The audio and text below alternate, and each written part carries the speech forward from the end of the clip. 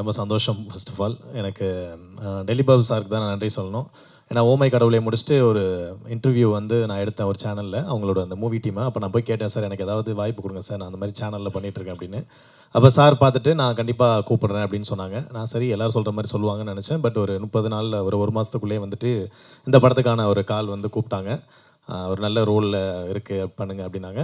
So அப்புறம் அது கிடச்சது. ரொம்ப சந்தோஷம் ஓவரால் அந்த படத்தில். ஒரு முனிஷ்காந்த் சாரை பற்றி ஏதாவது சில வார்த்தைகள், ஏன்னா அவரோட தான் நிறைய சீன்ஸ் உங்களுக்கு இருக்குது.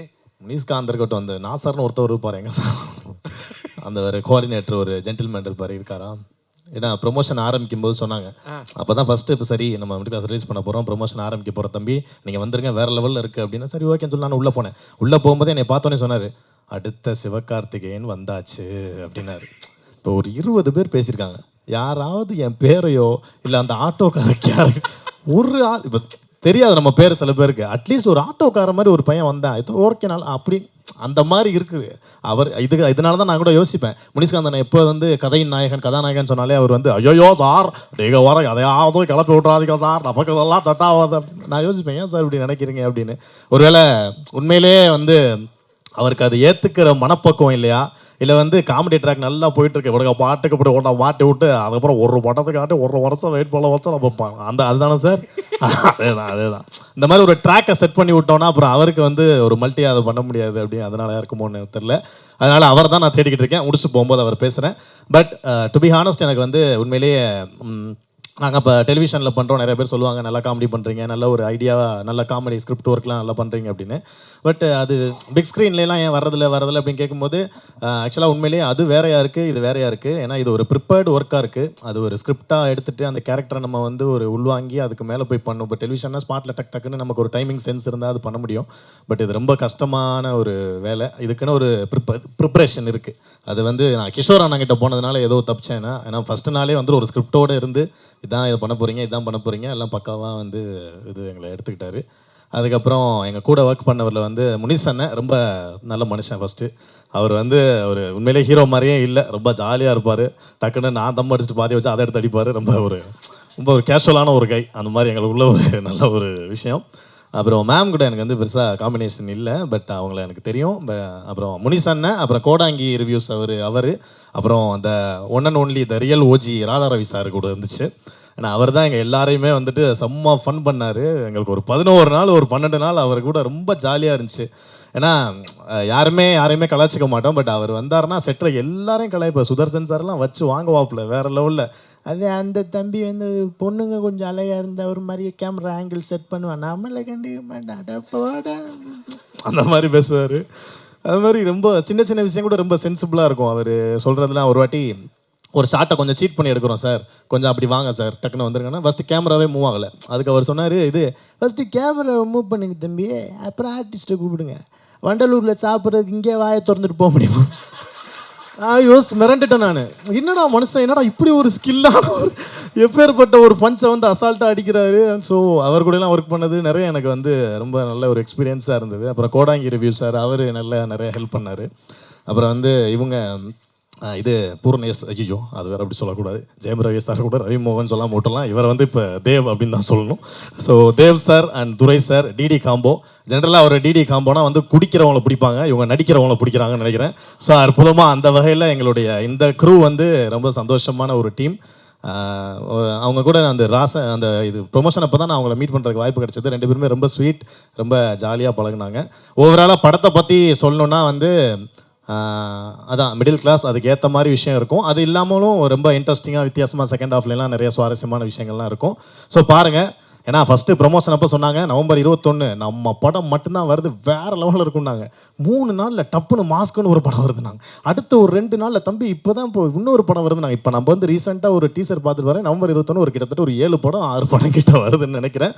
ஸோ எல்லா படமே வந்து ஒரு உழைப்பு போட்டு தான் பண்ணுறாங்க எல்லாருமே.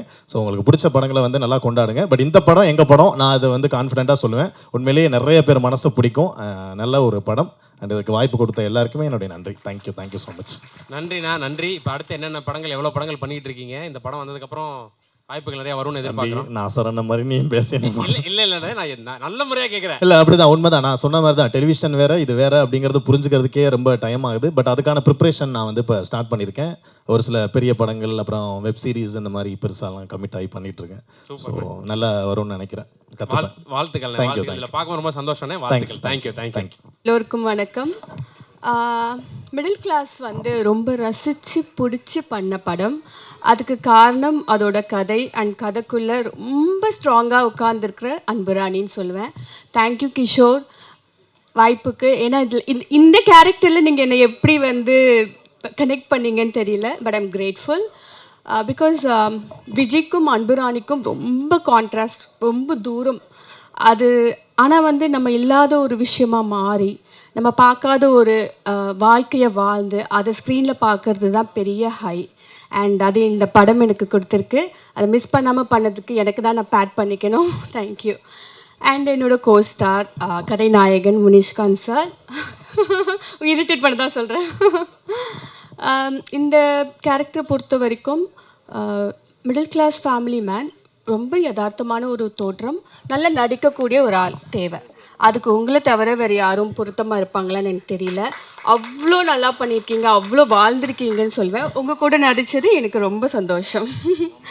அண்ட் காஸ்ட் அண்ட் க்ரூ, இந்த படத்தில் சம்மந்தப்பட்ட எல்லாருமே அவங்களோட பார்ட்டை பெஸ்ட்டாக பண்ணியிருக்காங்க. அதனால தான் வந்து we have a winner here. So அவங்க எல்லாருக்குமே ரொம்ப வாழ்த்துக்கள். அண்ட் ஆஃப்கோர்ஸ் நாங்கள் நினச்சதை விட சிறப்பாக படம் வந்திருக்கு. சிறப்பான இடத்துல வந்து இப்போது இருக்குது. இதுக்கு எல்லாத்துக்குமே வந்து எங்கள் ப்ரொடியூசர் திலீப் பாபு சாரோட பிளெஸ்ஸிங்ஸ் தான் காரணம்னு நான் ரொம்ப நம்புகிறேன்.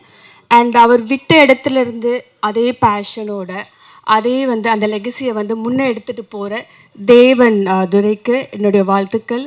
இன்னும் பெரிய இடத்துக்கு நீங்கள் போகணும். அண்ட் ஆஃப்கோர்ஸ் இந்த படம் 21st வருது. உங்கள் எல்லாருக்கும் கண்டிப்பாக பிடிக்கும், அதில் எந்த டவுட்டுமே இல்லை. படத்தை போய் பாருங்கள், சப்போர்ட் பண்ணுங்கள். Thank you ma'am. நீங்கள் கண்டிப்பாக இதை பற்றி பேசணும். ஸோ உங்களுடைய லைஃப்லேருந்து நீங்கள் பார்க்கும்போது அன்புராணி ஏதோ ஒரு வகையிலையாவது உங்களுக்கு பரிச்சயமாக இருந்திருக்கும். அந்த ஆஸ்பெக்ட்லேருந்து ஏதாவது ஷேர் பண்ணலாம்? பரிச்சயம்னா நிறைய பார்த்துருக்கோம். பக்கத்தில் சண்டை வந்துச்சுன்னா வந்து போய் பார்ப்போம் என்ன சண்டை போடுறாங்கன்னு. அங்கே அன்புராணி இருப்பாங்க, அங்கே பார்த்து பேசலாம். ஸோ அந்த மாதிரி நிறைய பார்த்து வளர்ந்த ஒரு கேரக்டர் தான் அது. எல்லாருமே பார்த்துருப்பீங்க, உங்கள் வீட்டில் பார்த்துருப்பீங்க, பக்கத்து வீட்டில் பார்த்துருப்பீங்க, இல்லை உங்களுக்குள்ளேயே பார்த்துருப்பீங்க. ஸோ ரொம்ப பக்கத்தில் இருக்க கேரக்டர் தான். அதனால தான் வந்து ரொம்ப கான்ஃபிடென்ட்டாக சொல்கிறேன், இந்த படம் உங்களுக்கு ரொம்ப பிடிக்கும். Thank you ma'am. Thank you so much. நாங்கள் November 21st பார்க்குறோம். பத்திரிகையாளர் அனைவருக்கும் வணக்கம். வந்திருக்கும் நமது இயக்குநர்கள் அனைவருக்கும் வணக்கம். ரத்தன சுருக்கமாக முடிச்சிட்றேன். இந்த படம் கிஷோர் சார் வந்து என்கிட்ட சொல்லும்போது, இங்கே எஸ்எஸ்ஆர் பக்கத்தில் என் ஃப்ரெண்டு கடையில் உட்காந்துருந்தேன். அங்கே வந்து சொன்னார், அண்ணே ஹீரோ அப்படின்னாரு. ஏங்க நான் என் பொழப்பு கரெக்டாக போயிட்டுருக்கு, நான் அதெல்லாம் பண்ண மாட்டேன் அப்படின்னேன். இல்லை நீங்கள் கதையை கேளுங்கண்ணே அப்படின்னாரு. கதையை கேட்கும்போது தான் அது தெரிஞ்சு அவர் பண்ணியிருக்க ஸ்க்ரீன் ப்ளே தான் அதில் ஹீரோ அப்படின்ட்டு. ஏன்னா எல்லா பார்ட் எந்தெந்த இது நடிக்கிறாங்களோ அந்த கேரக்டருக்கு பூரா அந்த போஸ்டேஜ் இருக்கும். அதனால தான் நான் இந்த படத்தையே நான் ஒத்துக்கிட்டேன். அதே மாதிரி பார்த்தீங்க அப்படின்னீங்கன்னா இந்த படம் மோஸ்ட்லி நீங்கள் பார்க்கும்போது வந்து, ஆமாம் எங்கள் சித்தப்பா வீட்டில் இப்படி நடந்துச்சு, எங்கள் சித்தப்பா என்னை இப்படி சொன்னார், ஆமாம் பக்கத்து வீட்டில் இப்படி தானே கேட்டாங்க அப்படின்னு ஒவ்வொரு இதுவும் உங்களுக்கு கனெக்ட் ஆகணும்னு நான் நம்புகிறேன். முக்கியமாக வந்து ரொம்ப டைம் ஆகிட்டதுனால அத்தனை சுருக்கமாக முடிச்சிடறேன்.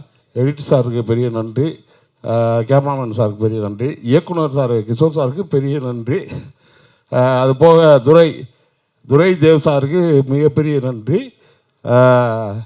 முக்கியமாக வந்து ஆல் டெக்னீஷியன்ஸுக்கு எல்லாத்துக்குமே நன்றி. இது டெல்லி பாபு சாரை பற்றி மட்டும் ஒன்று சொல்லிக்கிறேன்.